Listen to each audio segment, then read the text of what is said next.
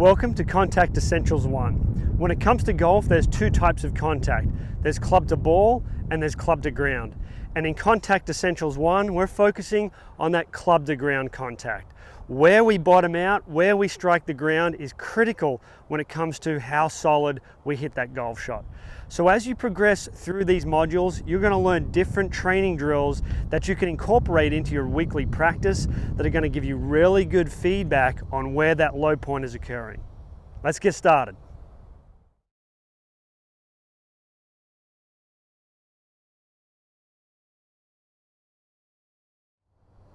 Understanding divot location is critical when it comes to solid strikes and understanding where the low point in the swing occurs. So to put it simply, the divot needs to occur after the strike, after the golf ball. So we're going to collect the ball before we collect the ground. When we're hitting our iron shots, remember, we want to hit down on those. We're looking for that descending blow or that downward attack angle. So when we do that, yes, we strike the ball. The first touch point is almost directly underneath the center of the ball, and the low point occurs in front of that. So what I'm going to show you here is a T-line strike station, a drill that you're going to do as you progress through this module.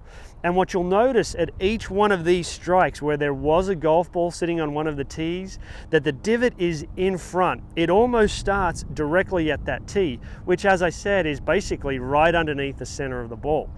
So now that we understand where that divot needs to occur, let's get into some drills that are going to give us some feedback on where we are striking the ground.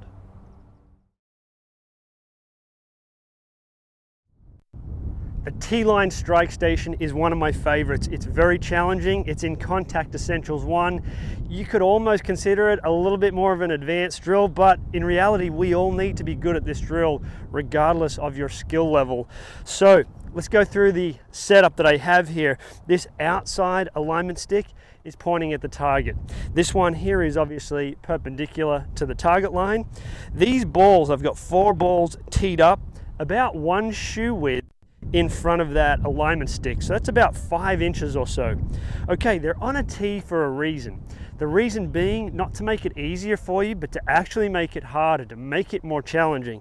The purpose here is obviously ground contact, low point control, and that tee is very low, it's very, very small, and that's going to give us great feedback. We could do this drill, we could miss the back alignment stick, we can collect the ball, but we're not truly sure if it was low enough through that critical area. So your job when you do this, obviously one, don't take out this back alignment stick.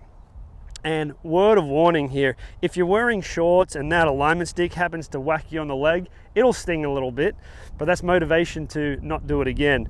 But your job is to collect the tee, clip that tee, that's where our divot's going to start, and we'll go on from there. We're going to do these as just punch swings, okay? These are going to be sort of 3/4 or halfway back, halfway through. They're not going to be full swings. I've got a 7-iron, and so when we get set up to this ball, and we'll go to the ball here closest to that target line stick, 7-iron, the ball's going to go in the middle of the stance. I'm going to have my back foot right up against that back stick. Okay, so we're going to go just 3/4, maybe halfway through. I'm gripping down, so it's a little bit of a punch shot. All right, and so that was a nice strike there. The divot started right at that tee and worked forwards. Now, if we happen to hang back, early release, any of those things, we're going to take out that back alignment stick. This is an absolute essential. If you do this for, say, 15 minutes at the range, each time you go out, you're really going to benefit from this.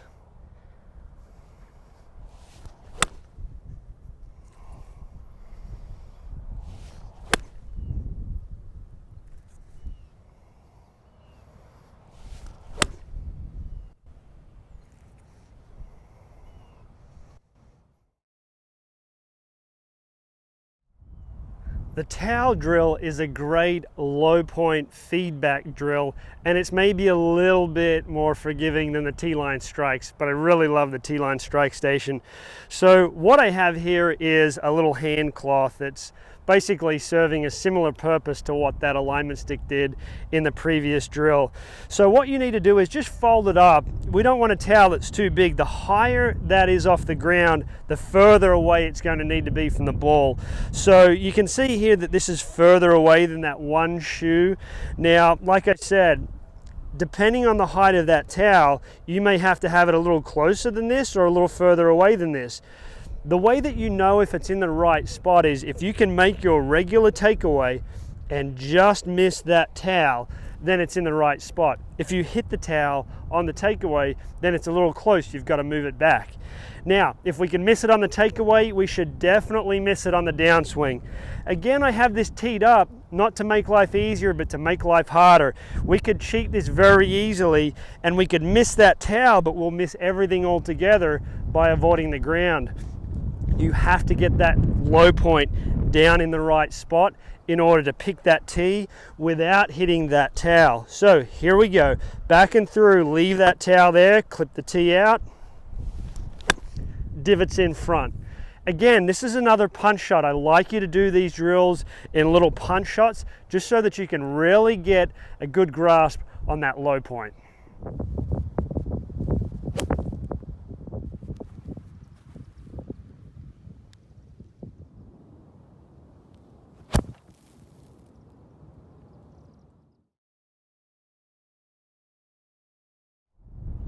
The number one reason why I see people struggle with low point control is typically with weight shift. Yep, the old dreaded hang back. So if you're hanging back on that back foot, the upper body stays back. Wherever that goes, wherever that upper body goes, the low point is going to follow. If I move forwards a lot with my upper body, that low point would shift well forwards, right? So now if I happen to hang back on this, on that back foot, my club is going to hit the ground first. It doesn't necessarily mean you're going to hit all of your shots fat. If you're someone that hangs back, you might hit them fat. You might also top the ball as well. Because what's going to start to happen is, as your body recognizes that it's going to hit the ground first, it's going to try and save it. And it's typically going to save it by breaking these arms, and that's when the club starts to rise. Now we're hitting tops, now we're hitting them fat, we're all over the place.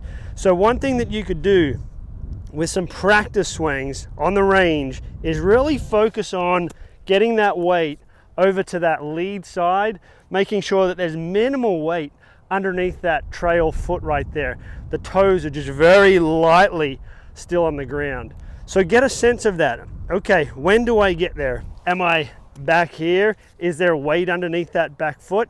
If not, then happy days. But if so, keep working on those punch swings until you can get your weight right over on that front foot.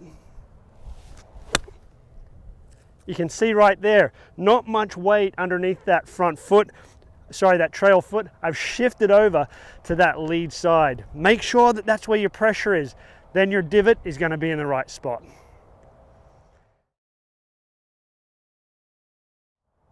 So now you should have some tools in your toolkit to work on low point control, to work on that contact. And you need to do that on a regular basis, again, no matter what your skill level is. Keep in mind that if you are struggling with that low point control, remember that number one cause, that weight shift. Make sure you're getting through. As you progress through the next lot of contact essentials, you're going to learn more drills that's going to give you really good feedback, more faults, and more fixes. Thanks again for tuning in to Contact Essentials 1.